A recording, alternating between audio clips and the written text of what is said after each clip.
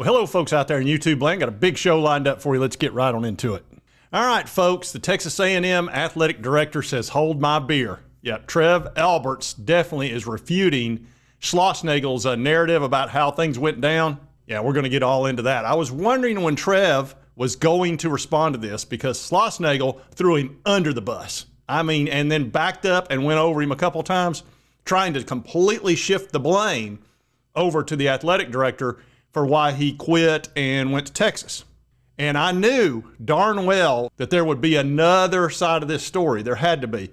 And we covered that, and I was like, man, I know that athletic director is not going to let this stand because it just didn't make sense. You don't just walk up to a guy and say, oh, well, you know, if you don't like it, you can just quit, basically, which is pretty much the way Schlossnagle kind of put it. And given the fact of what we saw with his press conference at the end of the national championship game, where everybody in Texas A&M, and I certainly thought he was staying, but it turns out the very next day he took the Texas job. So we already knew that he was prone to stretch the truth, and that's putting it very nicely.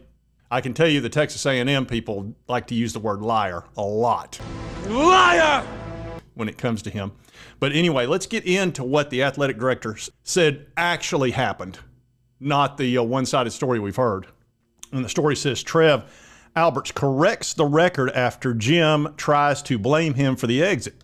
And in an interview with the Houston Chronicle, he said, first, Alberts details how he went to great lengths to try and meet with Schlossnagle, who canceled meeting after meeting.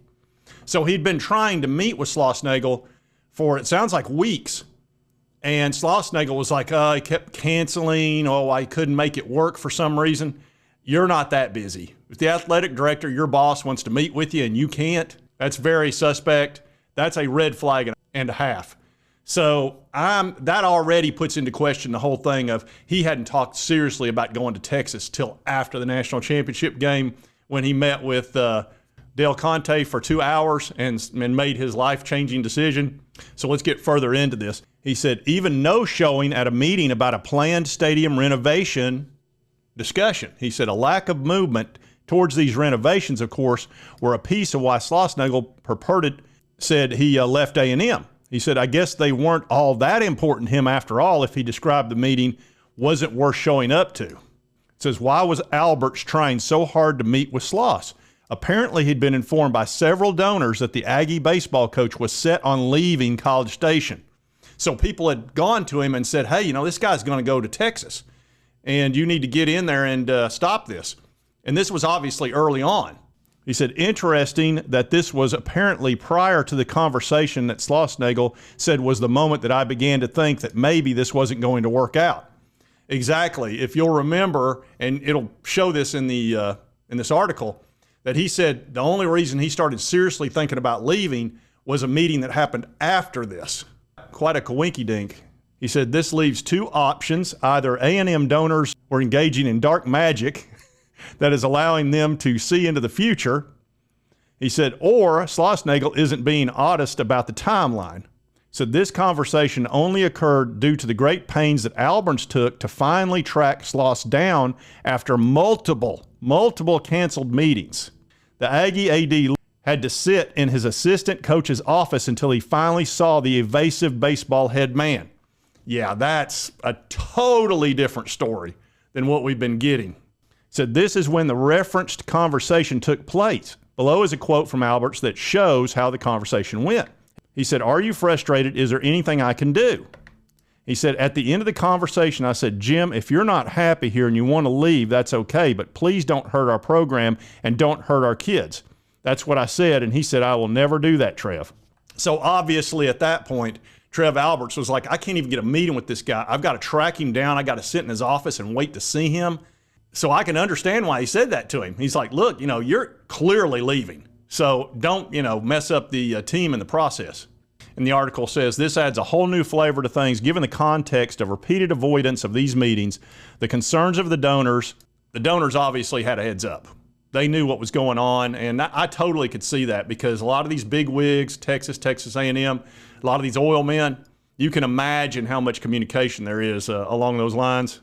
He said Alberts' genuine request to know if everything was fine and whether there was anything he could do.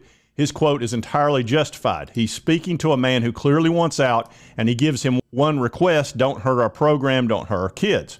He says, I don't know what is in Jim Schlossnagle's mind, but it's hard to see, despite his own assurances in response to Alberts, how he tried to honor that request even in the slightest. So anyway, now we've got two sides of the story. Here's what I can tell you. If you're not showing up for meetings with your boss, you've already made the decision, because you're clearly wanting to either get fired. You don't care if you get fired, because that is a fireable offense. You don't no-show your boss multiple times. That is, it is what it is. So Schlossnagle, look, we saw kind of a side of him that was really, and I understand that he had just lost the championship game and he was out of sorts. I totally get that when he ripped into the reporter and gave him a bunch of grief, calling him selfish and all that kind of stuff, and then storming out. I get all that. You're upset when you've lost. I think it's pretty selfish of you to ask me that question, to be honest with you. This job, and I've poured every ounce of my soul in this job, and I've given this job every single ounce I can possibly give it. So write that. Coach, thank you very much.